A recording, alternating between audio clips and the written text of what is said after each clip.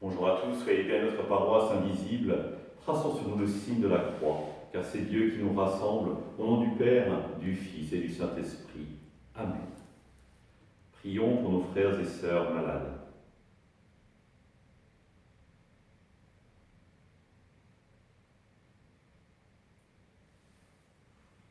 Prions pour les soignants et tous ceux qui œuvrent pour le bien commun.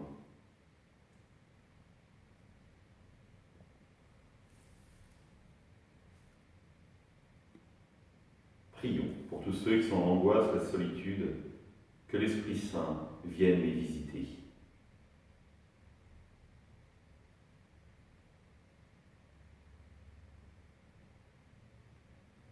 Pour manifester notre communion, je vais maintenant allumer cette bougie au cierge pascal.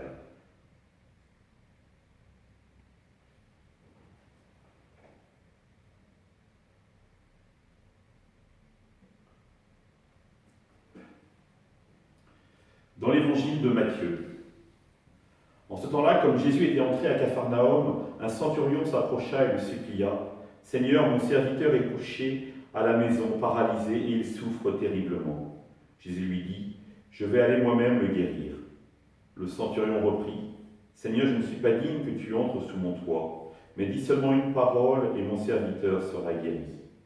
Moi-même, qui suis soumis à une autorité, j'ai des soldats sous mes ordres. Et l'un, je dis, va et il va. À un autre, viens et il vient.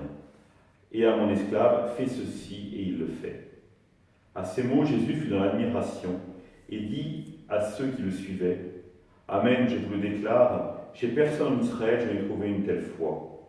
Aussi, je vous le dis, beaucoup viendront de l'Orient et de l'Occident et prendront place avec Abraham, Isaac et Jacob au festin du royaume des cieux. » Acclamons la parole de Dieu. Louange à toi, Seigneur Jésus. Frères et sœurs, pour bien comprendre cet évangile, il faut bien sûr se repositionner dans le contexte de l'époque. Le contexte de l'époque, c'est-à-dire que la maladie n'était pas due au hasard, elle était due à un esprit qui prenait possession de la personne parce que la personne s'était éloignée de Dieu.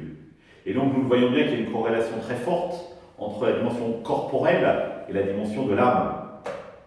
Et Jésus est dans l'admiration devant le centurion, car bien qu'il soit un païen, rappelez-vous, il ne peut pas à la fois être légionnaire et juif, car les juifs étaient dispensés de service militaire, il était certainement un craignant Dieu, c'est-à-dire qu'il était proche de la foi juive, il vient voir Jésus. Parce qu'il reconnaît en lui, non pas d'abord la capacité de thaumaturge, de guérisseur, mais surtout de domination sur les esprits. Et donc c'est pour ça qu'il explique la logique à Jésus, sa logique à lui. On est dans une logique militaire, et Jésus est capable de dominer les esprits mauvais parce qu'il est envoyé par Dieu. Et Jésus s'émerveille devant la foi de cet homme, devant cette capacité qu'il a, non pas pour lui, non pas pour son enfant, mais pour un serviteur, à se déplacer et à aller rencontrer le rabbi de Nazareth. Et non seulement il a cette capacité, mais en plus il perçoit en lui quelqu'un de fondamental, car il sait que si Jésus vient chez lui, il sera considéré comme impur, donc il ne pourra pas après, et donc il réalise combien Jésus finalement est disponible pour lui, mais plus fondamentalement, il voit en lui la présence de Dieu. Je ne suis pas digne que tu entres dans ma maison.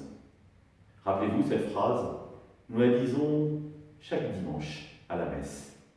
Seigneur, je ne suis pas digne de te recevoir, mais dis seulement une parole et je serai guéri. La question, tiens, c'est de se dire, quelle est cette parole? Est-ce que vous êtes déjà posé la question? Réfléchissez un instant.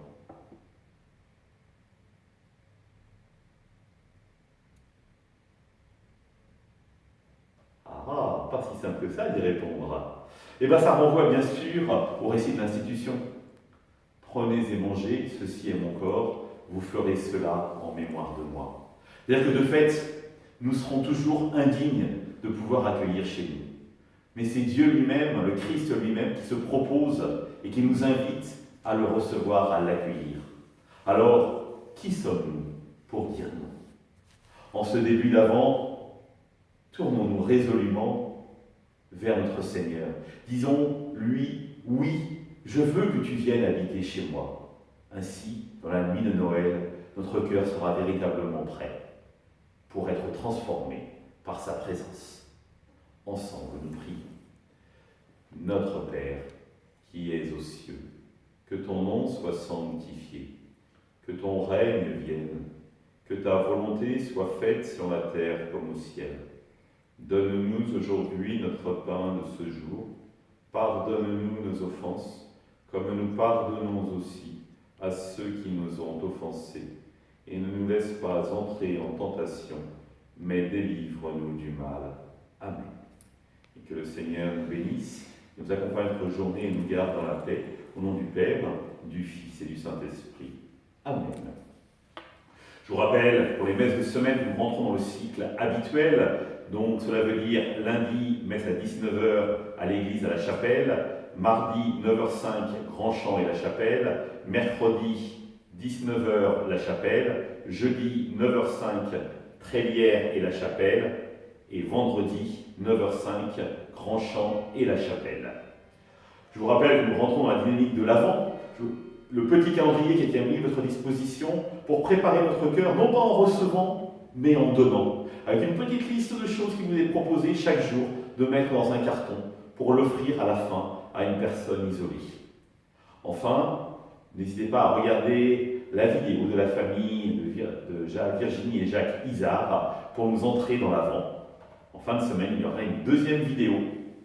À demain!